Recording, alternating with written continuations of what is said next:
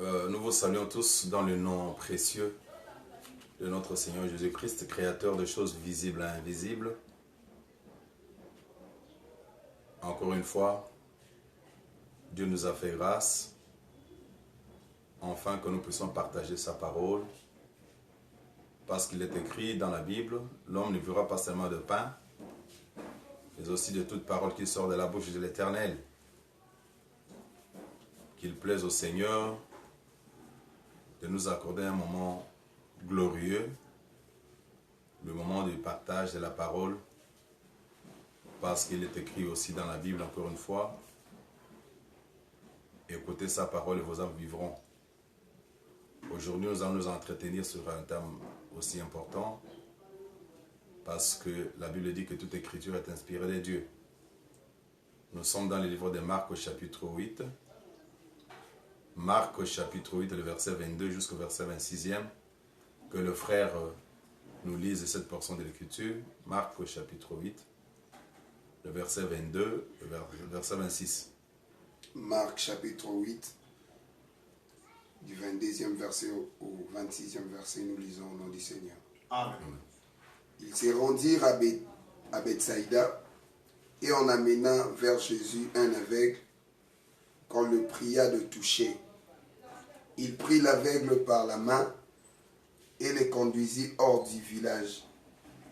Puis il lui mit la salive sur les yeux, lui imposa le main et lui demanda s'il voyait quelque chose.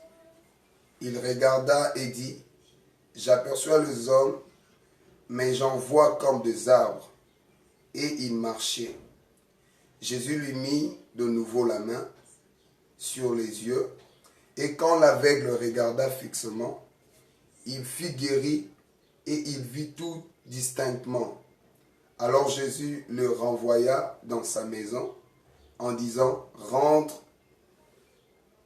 ne rentre pas au village. Parole du Seigneur. Amen. La portion de l'écriture que nous venons de lire dit ceci, que Jésus est allé à Bethsaïda. Bethsaïda qui signifie la maison de fruits de chasse. Bethsaïda signifie la maison de fruits de chasse. Il prend un aveugle là, il sort du village et c'est là où il va opérer le miracle de la guérison de ses yeux en les touchant avec de la salive à 2 reprises, parce que c'était ça les mouvements qu'il faut respecter. Mais la Bible déclare que lorsque l'aveugle fut guéri, il regarda distinctement. Mais voici la recommandation du Seigneur. Va dans ta maison, rentre dans ta maison, mais ne va pas au village. C'est pourquoi nous allons nous entretenir sur le village et la maison. Mais cet homme était bel et bien dans le village. Jésus le sort de ce village, mais après sa guérison, il lui donne un ordre qui ne puisse plus rentrer dans le village, mais qui rentre dans la maison. Ça semble absurde. Comment quelqu'un va rentrer dans sa maison sans qu'il ne rentre dans le village? La maison était-elle isolée du village? Était-elle hors du village? Mais il lui dit, rentre dans la maison. Et nous allons nous entretenir pendant ce jour par la grâce du Seigneur sur la maison et le village. Mais quand vous lisez la Bible, le village ou la ville représente la même chose.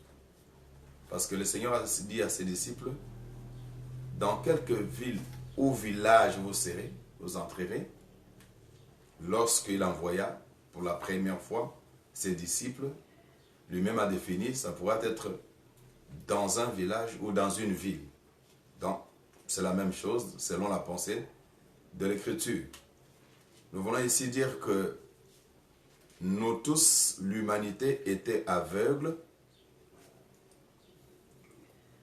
Il fallait que l'homme de Jésus vienne pour que lui puisse nous guérir de la cécité. Nous étions tous aveugles dans les premiers Adam. Où est-ce que j'ai ramassé cette cécité de l'humanité? N'ignorez pas que pour le siècle présent, il y a un Dieu qui règne dans ce siècle. Et ce Dieu-là, c'est un Dieu qui règne dans les ténèbres. Et ce Dieu qui règne dans les ténèbres aveugle les gens en ces temps précis. Le frère pourra nous lire le livre de 2 Corinthiens chapitre 4 verset 4. Où le frère Paul dit, 2 Corinthiens chapitre 4 verset 4e. 2 Corinthiens. Ok. Chapitre 4. Le chapitre 4. Le 4e verset, s'il vous plaît, un peu rapidement. Le verset 4. 2 Corinthiens 4, 4. Je lis au nom du Seigneur. Pour les incrédules, dont le Dieu de ces siècles a aveuglé l'intelligence, afin qu'ils ne visent pas briller la splendeur de l'évangile de la gloire de Christ, qui est l'image de Dieu. Donc, l'évangile de Christ, Christ qui est l'image, le reflet de Dieu, sa parole est lumière. L'évangile que les apôtres ont prêché, l'évangile que tous les saints soutiennent à travers le monde, est une lumière qui resplendit. Mais à côté de cette lumière, il y a des incrédules, dont le Dieu de ce siècle a aveuglé l'intelligence de certains. Donc, l'incrédulité, c'est aussi un aveuglement. Parce que quand quelqu'un est incrédule, ça dit qu'il ne croit pas à la parole qui est la lumière. Mais c'est le Dieu de ce siècle qui a le pouvoir d'aveugler l'intelligence des gens. C'est ce qu'il a fait avec la sœur Ève dans le jardin d'Éden. Il avait déjà la lumière, la parole de Dieu. Ok. Le Seigneur a dit, vous ne mangerez pas de cet arbre, le jour que vous en mangerez, vous mourrez. Et quand le serpent ancien s'est approché de la femme, séduisant la femme par les paroles mensongères, mais qui apparaissait tout à fait douce, tout onctueuse aussi, il dit, est-ce que réellement Dieu a dit que vous mourrez? Et quand la femme a raisonné, réfléchi, son intelligence fut obscurcie. Et quand l'intelligence fut obscurcie, c'est alors que le péché a pris place. Donc, Ève était dans l'aveuglement parce que le Dieu de ce siècle a aveuglé son intelligence. Pour tous ceux qui ne croient pas à l'évangile de Paul, à l'évangile des apôtres, ils sont aveugles. Amen. Donc, quand on est aveugle, on a la possibilité d'être guéri de sa cécité. Parce que cet homme était aveugle, mais il fallait que Jésus-Christ se serve de sa salive. Aujourd'hui, je ne vais pas définir la salive. Nous en parlerons en profondeur dans nos émissions prochaines. Mais aujourd'hui, je parle. Cet homme a été guéri hors du village. Ici, je prends le village comme le monde. Parce que le monde d'à présent est sous le pouvoir du malin. Est sous le pouvoir du roi qui aveugle les gens. Or, bien qu'il ait eu des ténèbres, bien qu'il ait eu l'aveuglement de l'intelligence des gens, bien qu'il ait eu l'amnésie spirituelle, il y a une très grande promesse qui fut donnée dans la Bible, que les ténèbres ne régneront pas pour toujours. Amen. En d'autres termes, l'aveuglement ne demeurera pas toujours. Amen. Pour qu'il n'y ait plus aveuglement, il fallait que celui qui ouvre les yeux vienne en son temps. Et cet homme, c'est l'homme de Jésus, qui va faire deux touchés différents pour que l'homme voit distinctement. Et nous croyons que quand cet homme-là voyait les hommes comme des arbres, ça parlait de la loi. Il y avait la lumière pendant la loi, mais les choses n'étaient que l'ombre. On ne pouvait pas voir distinctement. Mais quand le second toucher vient, c'est-à-dire la grâce, on voit distinctement les choses. Et nous croyons que même aujourd'hui, on ne peut pas avoir une confusion. Parce que nous attendons l'enlèvement du Seigneur. Pour qu'il y ait enlèvement, il faut que les blés arrivent à sa maturité. Bien qu'il a livré et les blés à côté, mais au moment de la moisson, il n'y aura plus de confusion. C'est pourquoi cet homme qui fut guéri, j'ai dit que c'est toute l'humanité. Donc, les enfants de l'éternité, les enfants du royaume des cieux, qu'on devrait sortir du monde, qu'on devrait sortir du village pour qu'ils retrouvent leur vue, qu'ils retrouvent encore leurs yeux qu'ils ont perdus d'antan, que la cécité parte. Parce que Jésus, dans son onction d'Ésaïe 61, avait pour mission de guérir aussi les aveugles. Parce que c'est ce signe-là qu'il a donné aux disciples de Jean-Baptiste en son temps. Allez dire à celui qui vous a envoyé, les aveugles voient. Donc les aveugles qui voient, ce sont ceux qui croient au Seigneur. Parce qu'un jour même dans Jean chapitre 9, quand l'aveugle aîné fut guéri, il y avait des pharisiens à côté qui ne voulaient pas devenir disciples de Jésus. Mais qu'est-ce que Jésus leur dira? C'est parce que vous dites que vous voyez que le péché demeure.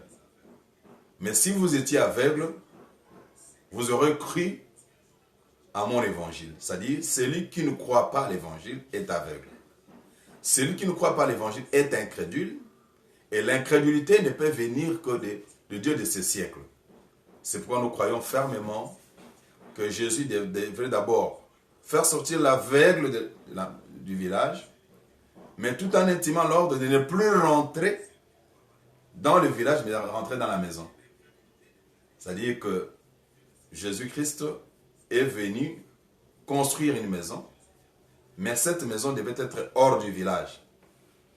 Hors du village, ça suffit simplement, Jean 17, ils étaient à toi, Père, tu me les as donnés. Ils sont dans le monde. Dans le monde, c'est le village, mais ils ne sont pas du monde. Pour qu'on ne soit pas du monde, il fallait que le Seigneur Jésus nous sorte de ce monde-là, qu'il nous mette à part. Et quand on est à part, on ne peut plus rentrer dans le village qui est le monde. Il y a beaucoup de gens qui sont sortis du monde, mais qui sont rentrés dans le village. Ne rentre plus dans le village, ma soeur ou mon frère. Ne rentre plus dans tous ces rudiments du monde dans lesquels nous étions étant aveugles. L'aveuglement, c'est aussi de la haine. Je vais un peu être précis là-dessus, parce que celui qui est son frère est aveugle. C'est ce que disent les Écritures dans 1 Jean chapitre 2. Le frère pourra nous lire cela. 1 Jean chapitre 2. 1 Jean chapitre 2. Le verset 11e. 1 1 Jean chapitre 2, verset 11, rapidement. 1 Jean 2, 11. La Bible dit, je lis, mais celui qui est son frère est dans les ténèbres. Il marche dans les ténèbres et il ne sait où il va, parce que les ténèbres ont aveuglé ses yeux. Celui qui est son frère est dans les ténèbres. Donc, l'aveuglement, c'est de la haine. Aïe. Je vais être précis. La haine envers son frère. Okay. Je ne parle pas de toute la haine dans la Bible. Parce que celui qui est hors du village a de la haine du péché. Nous devons haïr le péché. Et cette haine-là du péché nous permet de rester dans la maison sans rentrer dans le village. Mais il s'agit ici de frères. Mais l'un des frères est en train d'haïr son frère à côté. Celui qui est en train d'haïr son frère ne voit pas là où il va. Il est dans les ténèbres. Et s'il est dans les ténèbres, ses yeux sont aveuglés. Donc c'est un aveugle, il ne sait pas où il va. C'est pourquoi je vais simplement dire ceci, qu'il faut que les gens comprennent que la haine entre frères n'a pas la raison d'être.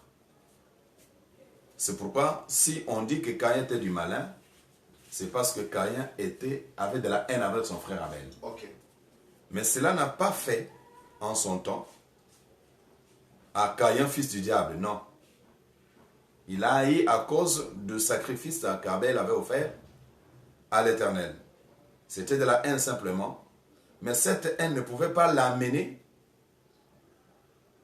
en enfer, parce que la lumière devait venir après.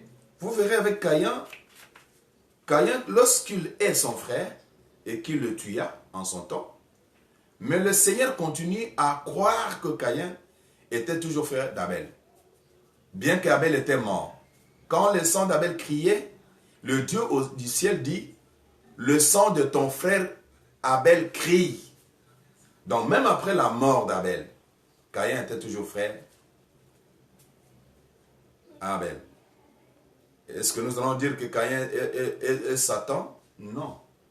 Comment, si Abel c'est Jésus aujourd'hui, comment Jésus pouvait avoir un frère Satan? Or la Bible déclare que les frères participent au même sang. C'est pourquoi je vais dire à quelqu'un, la haine ne vient pas de Dieu. La haine vient du diable. Et quand on a la haine envers son frère, on ne voit plus clairement, on est aveugle. Et si tu es en train d'haïr ton frère, tu n'es plus dans la lumière, tu es dans les ténèbres. Et si tu es dans les ténèbres, tu ne sais pas où tu vas. C'est pourquoi l'autre côté positif qui nous est imposé, c'est l'amour. Celui qui a l'amour ne peut pas haïr. Dieu nous a aimés, il ne pouvait pas nous haïr. Mais le monde a haï Jésus en son temps, parce que le monde était dans les ténèbres. Okay. C'est pourquoi lorsqu'on reçoit la parole de Dieu, il ne faut plus rentrer dans le rudiment du monde. C'est pourquoi Jésus a intimé l'ordre, disant à ses frères-là, à l'humanité, de ne plus rentrer. Quand je parle de l'humanité, je ne parle pas du cosmos en général. Je parle à ces caucus, à ces petits groupes, un petit troupeau, parce que l'Église a toujours été un petit troupeau. Donc Jésus n'a jamais eu un grand troupeau, il a toujours eu un petit troupeau. Et les petits troupeaux, c'est ce sont les gens-là qui sont partis des ténèbres à la lumière. Partir des ténèbres à la lumière, c'est croire en la parole de Dieu. Lorsqu'on croit à la parole de Dieu, on est dans la lumière. Et lorsqu'on est dans la lumière, on voit distinctement les choses. Il faut que maintenant, nous sommes au temps où la lumière est encore avec nous. Parce que Jean-Baptiste n'était pas la lumière. Mais il est venu rendre témoignage à la lumière. Donc la lumière, c'est l'homme de Jésus. Quand Jésus vient, tous ceux qui étaient dans les ténèbres, parce qu'il y a une promesse dans la Bible dit, ceux qui étaient assis dans les ténèbres, dans l'ombre de la vallée de la mort, soudain une lumière a resplendi. La lumière qui a resplendi, c'est l'homme de Jésus qui est venu sur la terre pour nous apporter, pour nous donner l'exactitude des choses. Au travers de Jésus, nous voyons distinctement. Mais qu'est-ce que la Bible dit sur la lumière? Par ta lumière, nous voyons la lumière. Par le ministre inspiré, nous avons la lumière qui est la parole de Dieu. Voilà. Donc, quand on a un bon ministre, le bon ministre administre la lumière qui est la parole de Dieu. Et quand on a la lumière, on n'est plus dans les ténèbres. Et quand on est dans la lumière, on voit distinctement les choses. C'est pourquoi le jeûne de Saül en son temps a aveuglé le peuple. Lorsque Saül, avec son fils Jonathan, devrait lutter contre leurs ennemis, le père, par contre, était dans les ténèbres. En d'autres termes, il a imposé le jeûne et que les gens partent au front tout en étant en jeûne. Mais le fils est rentré dans la forêt, il a rencontré du miel auquel il a goûté et ses yeux étaient ouverts. C'est pourquoi nous croyons fermement, frères, hommes, frères, que la parole de Dieu est une lumière. Nous sommes au temps de la fin. Nous sommes au temps de la fin. Le temps de la fin, ce n'est pas simplement la Odyssée. Le temps de la fin a commencé depuis la croix jusqu'à l'enlèvement de l'Église. C'est ça le temps de la fin. C'est pourquoi nous croyons fermement, hommes frères, que quand nous avons la lumière, il ne faut plus rentrer dans le monde. Donc, ne rentrez pas dans les villages, simplement dire, ne rentre pas dans le rudiment du monde, dans le péché où tu pataugeais jadis. Parce que l'homme de Jésus est venu nous sauver du péché. C'est lui l'agneau de Dieu qui ôte le péché. Il a éclairé nos yeux, il a ouvert nos yeux. Et quand les yeux sont ouverts, il ne faut plus rentrer dans les villages. Ce que vous remarquez avec moi, même au temps de la naissance de Jésus, il y a eu un bébé dans la crèche. Vous remarquerez que le Seigneur dira aux mages ceci. Lorsque vous allez rentrer vous allez adorer le Fils, ne rentrez pas par le chemin par lequel vous êtes venus. Donc, il y avait un chemin par lequel ils sont venus pour arriver au lieu de l'adoration où se trouvait le bébé dans la crèche. Mais quand ils sont entrés dans la maison de Hérode, l'étoile a disparu. L'éclat a disparu, la lumière a disparu. Il y a beaucoup de gens aujourd'hui qui sont dans la maison d'Hérode. Tu peux être un prédicateur. Lorsque tu tombes dans les péchés, tu es dans la maison d'Hérode. Mais n'y reste pas. Il faudra sortir. Parce qu'Hérode te dira que lui aussi adore le Seigneur. Parce que c'est ce qu'Hérode avait dit. Allez vous enquérir de la situation, venez m'en informer. J'irai aussi adorer le Fils qui est né. Mais Hérode n'adorera jamais. Il n'a jamais adoré, il ne le fera jamais. Le diable n'adore jamais le Fils. Le diable ne va jamais adorer le Seigneur. Il ne le fera jamais. En aucun cas, en aucun jour. Parce qu'il est le roi des ténèbres. Mais qu'est-ce que vous remarquez? Nous remarquons que quand les mages sortent de la maison d'Hérode, c'est à ce moment que l'étoile réapparaît. Je vais dire à quelqu'un qui peut-être a abandonné la voie du Seigneur. C'est ce que les Écritures nous disent dans les livres d'Apocalypse. Souviens-toi d'où tu es tombé. Reviens à ton premier amour. Donc celui qui revient au premier amour, c'est celui-là qui sort de la maison d'Hérode. Donc je vais t'exhorter ce matin. Ne restez pas dans le péché. Le péché baisse. Le péché assujettit. Le péché est l'antichambre de la mort parce que le salut du péché, c'est la mort. Donc je t'adresse cette parole de ce matin parce que Dieu ne veut pas que le pécheur meure. Il dit, est-ce que je veux que le pécheur meure? Non, il dit que je veux que le pécheur change de position afin qu'il vive. C'est pourquoi je vais dire à quelqu'un ce matin, si tu as abandonné la voie du Seigneur, reviens. Que cette parole de ce matin te fasse revenir sur le chemin pour te dire que ne rentre plus dans les villages. Dans les villages, il n'y a plus de place pour toi. Ta place est dans la maison. Est-ce que vous savez que nous n'avons qu'une seule maison, n'est-ce pas? La maison, c'est la maison de Dieu. Or, par rapport à la maison de Dieu, le Seigneur dit, Dieu n'habite jamais dans une maison construite de main d'homme. Donc, la première maison, la bonne d'ailleurs, c'était le Seigneur Jésus-Christ en son temps. Tu n'as voulu ni holocauste ni sacrifice, tu m'as formé un corps. Parce que notre corps est l'habitation, c'est le temple du Seigneur. Donc, le Seigneur lui-même s'est fait un corps. Donc, même Adam était le temple de Dieu, était la maison de Dieu. Mais aujourd'hui, nous sommes dans le deuxième et le dernier Adam, l'homme du ciel, c'est lui le véritable tabernacle. Emmanuel, ça dit Dieu au milieu de nous, le tabernacle au milieu de nous. Mais c'est ce tabernacle, je ne parle pas du premier, je ne parle pas du premier temple, je parle du second temple. Parce que la promesse dit dans la prophétie, la gloire de la seconde maison sera plus grande que celle de la première maison. Donc la première maison, c'est Jésus dans la chair. Il avait une gloire qui habitait dans cette maison-là. Mais quand Jésus ressuscite, il reçoit un nom plus glorieux. Voilà. Un nom plus supérieur au-dessus de tous les noms. Okay. Donc c'est ça la seconde maison. Voilà. Parce que lui-même a dit, détruisez cette maison. Voilà. Je la reconstruirai dans 3 jours. Donc Jésus ressuscité, c'est une nouvelle maison où habite la gloire, toute la plénitude de la divinité. Voilà. Nous croyons que nous sommes dans cette maison. Très bien. Ne rentrez pas dans la chair, la seconde maison spirituelle. C'est pourquoi quand nous sommes dans cette maison-là, nous avons la plus grande gloire, plus grande que celle de la première maison. Amen. C'est pourquoi nous sommes dans cette maison. Ne rentrez pas. Quand je reviens au mage, le mage ne pouvait plus rentrer par le chemin par lequel il était venu. Donc je vais dire, lorsque tu quittes le monde, que tu viens dans le Seigneur, tu viens comme pécheur. Mais quand tu es sauvé au travers le sang de l'agneau, tu ne peux plus rentrer par le chemin. Tu ne peux plus rentrer dans la vie du péché. Il faut emprunter la vie de la sanctification parce que ça sera pour le retour pour l'éternité. Nous attendons l'éternité. Yes. Il est que sans la sanctification, personne ne verra Dieu. C'est pourquoi nous croyons qu'il ne faut plus rentrer par le premier chemin. Il y a beaucoup de gens qui sont rentrés par le premier chemin, qui sont rentrés dans les villages. Nous n'avons plus de place dans les villages. Je crois que la prière de Jésus a été suffisante pour moi. Parce que c'est cette prière sacerdotale qui nous garde aujourd'hui. Ils sont dans le monde, mais ils ne sont pas du monde. J'ai prié que tu puisses les garder. Amen. Loin, hors du monde. Voilà. Parce que l'église, c'est ce peuple qui est hors du monde. Amen.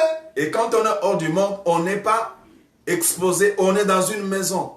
Dans la seconde maison où il a la grande gloire, plus supérieure que celle de la première maison. C'est pourquoi nous croyons, nous voulons adresser une exhortation, parce que tous les jours, ça ne sera pas simplement des révélations, mais c'est aussi l'exhortation. Merci beaucoup. L'exhortation a sa place dans l'église, parce qu'il est écrit que celui qui est appelé à l'enseignement, qui s'appelle à l'enseignement, c'est qui est appelé à l'exhortation, qui s'attache à l'exhortation. L'exhortation, c'est ce réconfort qu'elle donne à un pécheur pour qu'il puisse revenir au Seigneur, qu'il revienne à son premier amour. Je m'adresse à quelqu'un, à une sœur qui priait, qui chantait pour l'Éternel, à celui qui peut-être prêchait, mais à cause des difficultés du monde, qui s'est découragé, qui ne sait plus prêcher.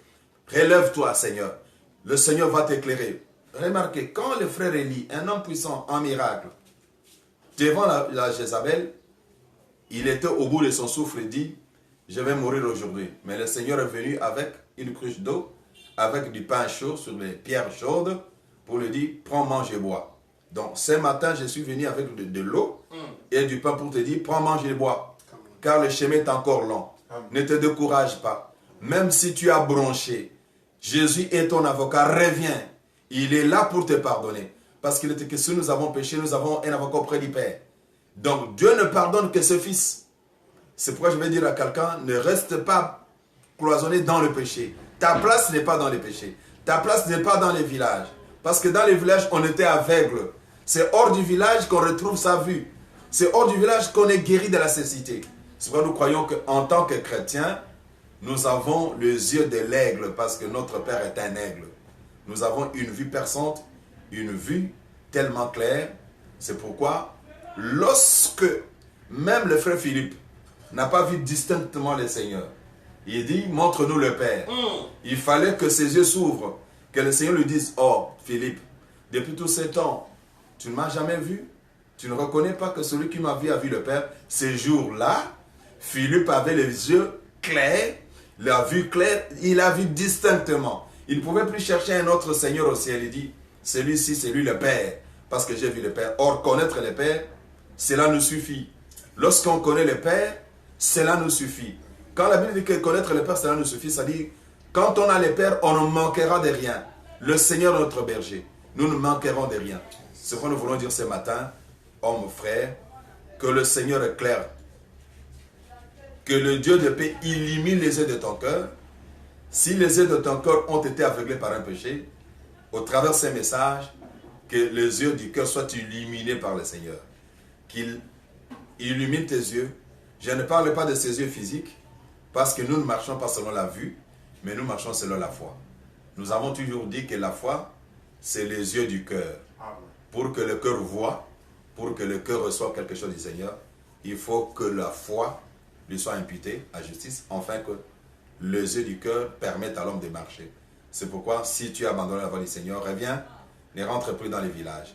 Il y a de ceux-là qui prêchaient la bonne parole, mais à cause peut-être de difficultés, parce qu'il n'a pas de l'argent, il n'a pas de voiture, il n'a pas de maison, ils sont rentrés dans les rudiments, ils sont rentrés dans des enseignements faux, dans des enseignements du diable, où ils pensent qu'avoir la voiture, c'est ça, avoir la vie éternelle. L'élévation, homme, frère, prédicateur, l'élévation, ce n'est pas une voiture. La voiture n'a jamais été une élévation. L'élévation, c'est quand on a l'esprit supérieur. Amen. Et quand on a la faculté d'interpréter les songes. C'est pourquoi l'homme de Daniel a été élevé. Voilà. Daniel n'avait pas de voiture en Babylone. Oui. Mais il fut élevé parce qu'il avait l'esprit supérieur.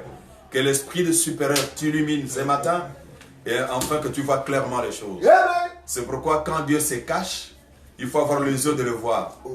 Quand le père Abraham a vu 3 hommes, il n'a pas adoré 3 hommes. Il n'y avait qu'un Seigneur parce qu'il avait la vie pleine. C'est pourquoi il ne faut pas adorer les anges. Les anges, on ne les adore pas. Ce sont nos compagnons d'œuvre. On adore que le Seigneur. Amen. Mais pour voir ça, il faut avoir les yeux d'Abraham. Que tous les fils et que toutes les filles d'Abraham soient bénis au travers de ce support. Mais ne rentrez plus dans les villages. Je le répète, ne rentrez plus dans cette vie passée, dans cette vie d'antan, dans les ténèbres où tu y étais. Parce que Jésus, la lumière, et nous a tiré des ténèbres à la lumière. Nous sommes pris dans les ténèbres. Et c'est pourquoi je suis en train de chasser les démons de ces cités. L'aveuglement, nous allons encore amplifier cela dans les prochaines émissions parce que l'aveuglement, c'est aussi l'ignorance. Quand on est ignorant, on est aveugle. Nous en parlerons avec les Écritures à l'appui, mais pour aujourd'hui, nous introduisons la maison et les villages. Jésus est la maison, la révélation est notre maison, l'enseignement est notre maison. Nous sommes à l'abri de toutes choses du monde, dans l'enseignement, dans les seigneurs, mais le village c'est le monde, il ne faut plus rentrer dans les villages, il faut rentrer dans sa maison.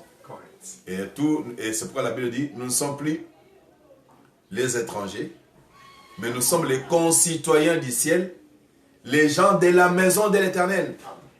C'est pourquoi toi qui es dehors, rentre dans la maison. Ne résiste pas, ne sois pas incrédule. C'est pourquoi nous avons voulu par ce support ce matin vous exhorter, afin que vous soyez réconfortés par cette parole. Celui qui a abandonné le Seigneur, Seigneur, fais-lui grâce, éclaire encore sa vie, viens au bout de son incrédulité, viens au secours de son incrédulité, qu'il revienne dans la maison. Au nom de Jésus-Christ, nous avons ainsi prié. Amen. Amen. Que Dieu vous bénisse. Amen. Suivez-nous sur notre page Facebook, Nabia Jean-Humberto Mwata. C'est la page officielle où tu pourras voir tous nos supports audio et ainsi que le support vidéo. Tu pourras nous suivre en live.